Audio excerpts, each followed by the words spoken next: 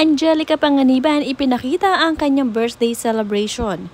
Ngayon nga ay pinagdiriwang niya ang kanyang ika-38th birthday.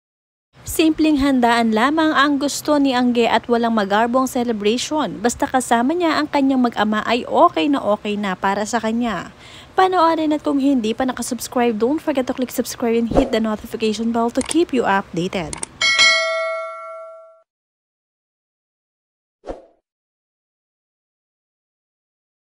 Sa Subic nga namamalagi ang mag-anak na Angelica at Greg Homan kasama ang kanilang anak.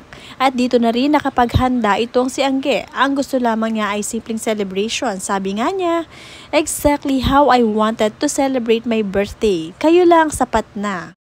Tahimik na celebration lamang ang ganap, payapa, at pumalaot lamang ang mag-anak para nga doon ay mag-picnic at makapag-swimming itong si Baby Bean. Agad ngang isinare ni Angge ang kanyang birthday celebration kasama si Greg Homan at ang kanyang anak na si Amila. Mayroon nga silang sariling yate sa Subic kaya naman doon sila namamalagi at pag gustong pumalaot ay nakakapunta sa ibang isla. At sunod-sunod na nga rin ang bumati kay Angelica Panganiban ngayong birthday niya. Sabi dito ni I am Mary Rose Lobos. I love you po Ma'am Angelica, pati po si Baby Bean. At pagaling ka po at sana mawala na yung sakit sa hips po. Boy, take care po. Mula kay Maricel, happy birthday po. Manifesting for this kind of contentment. Happy birthday, my super idol Angelica.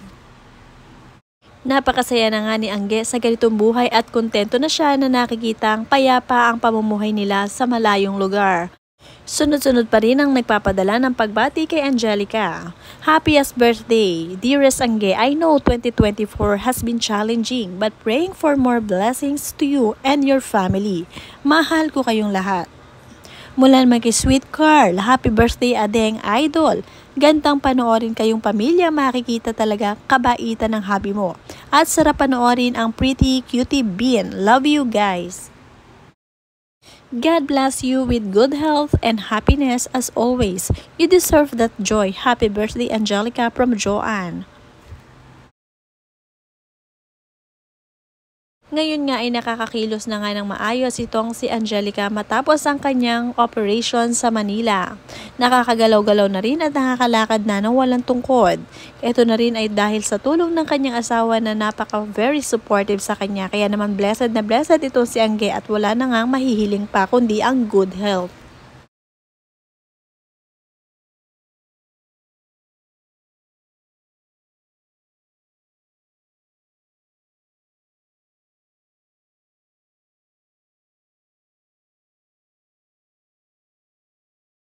Hindi nga rin nagpahuli ng pagbati itong si Bella Padilla at si Kim Chiu dahil alam naman natin na si Bella Padilla at Kim Chiu ay isa sa mga best friend nitong si Angelica Panganiban.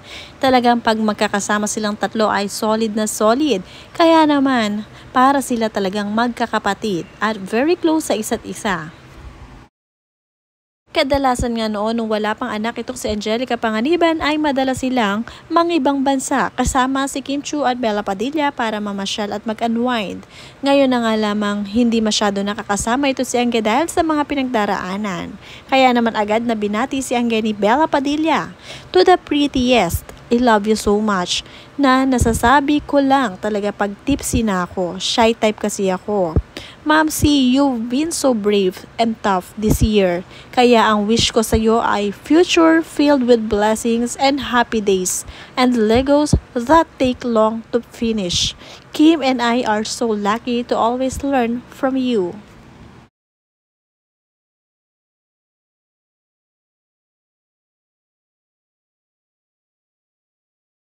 At hindi rin pahuhuli ang best friend na si Kim Chiu sa pagbati kay Angelica Panganiban. Talaga namang very close at talaga napakasayang kasama dahil napakakalog ni Kim Chiu.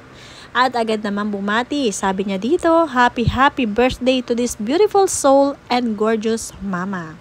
The strongest I've ever known.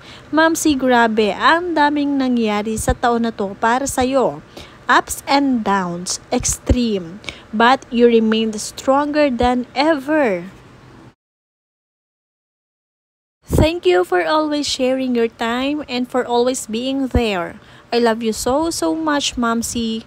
Wishing you good health, speedy recovery, all the happiness and blessings this world can offer dahil deserve mo yun. I love you so much. I think lalaban ka na sa next TikTok challenge. Diba, Momsy Bella?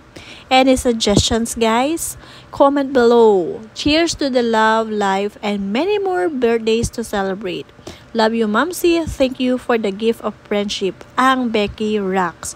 Happy birthday. PS.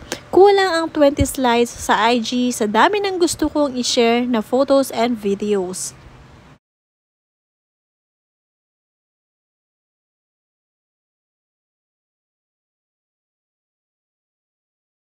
Super blessed talaga ni Angge sa kanyang mga kaibigan at wala na nga siyang hahanapin pa dahil halos lahat na ata ng nasa industry nila ay kaibigan niya at malapit sa kanya. Pero talagang solid ang samahan nila ni Bella Padilla at Kim Chiu. Kaya naman forever silang friendship. Kahit na nasa malayo itong si Angelica Panganiban, binibigyan ng oras ni Kim Chiu at Bella na mapuntahan si Angge sa Subic dahil nga doon na namamalagi itong si Greg at Angge kasama ang kanilang unika iha na si Baby Bean.